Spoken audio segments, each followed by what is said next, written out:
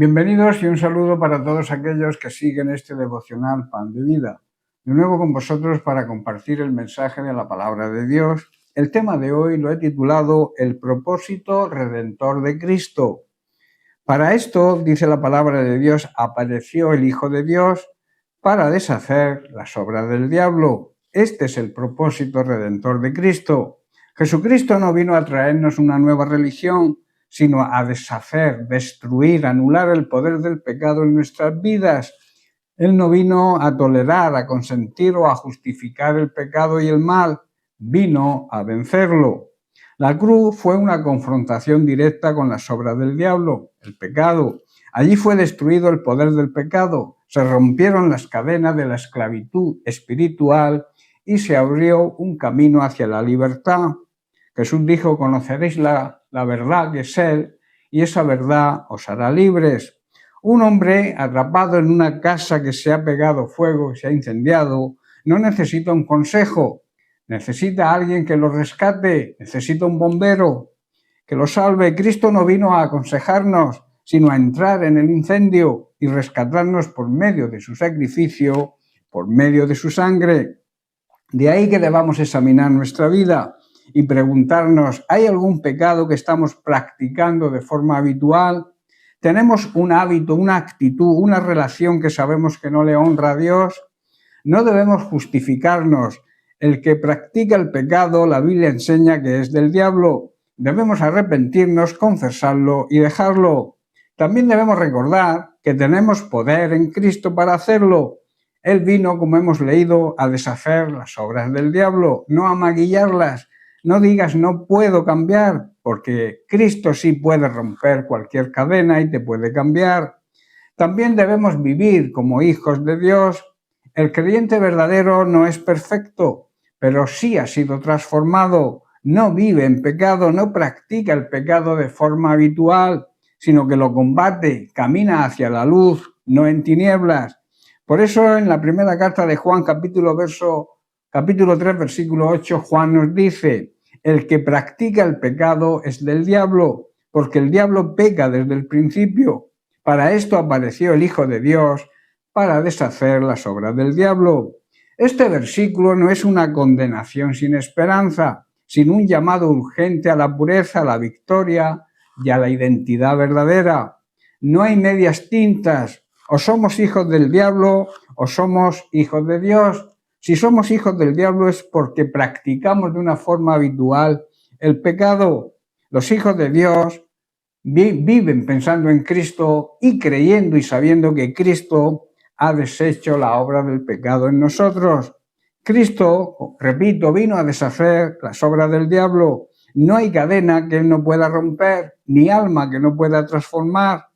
Vivamos cerca de Cristo, cerca de su palabra, caminemos junto a Él. Él es la luz, Él es la verdad que nos hace libres y vivamos demostrando nuestra nueva identidad.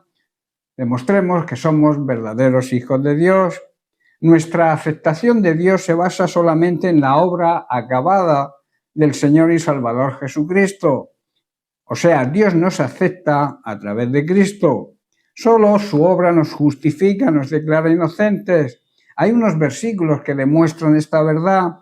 El primero está en Efesios capítulo 2, versículos 8 y 9. Dice Pablo, porque por gracia sois salvos por medio de la fe, y esto no es de vosotros, pues es un don de Dios, es un regalo de Dios, y luego añade, no por obras, para que nadie se gloríe.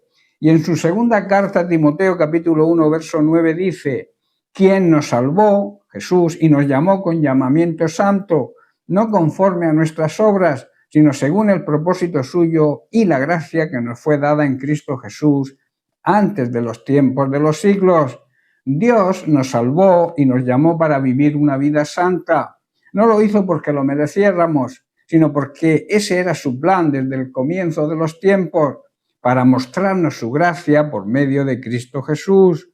Y en Tito capítulo 3, verso 5, Pablo dice, Jesucristo nos salvó no por obras de justicia que nosotros hubiéramos hecho, sino por su misericordia, por el lavamiento de la regeneración y por la renovación en el Espíritu Santo.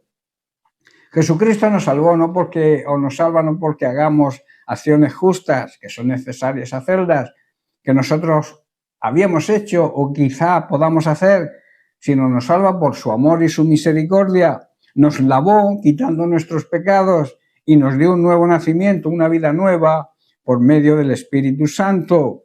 Una vez que hayamos aceptado y recibido la obra acabada y redentora de nuestro Señor y Salvador Jesucristo, nuestra conciencia es limpiada de obras muertas para que podamos servir al Dios viviente de verdad.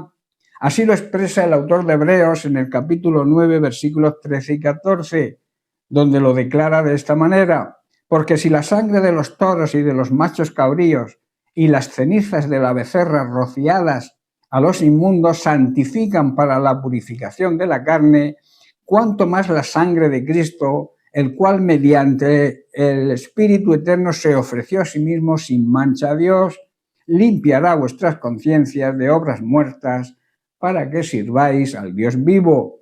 Bajo el sistema antiguo, el sistema de la ley mosaica en el Antiguo Testamento, la sangre de las cabras y toros y las cenizas de una becerra podían limpiar el cuerpo de las personas que estaban ceremonialmente impuras, pero solo eran limpiados externamente.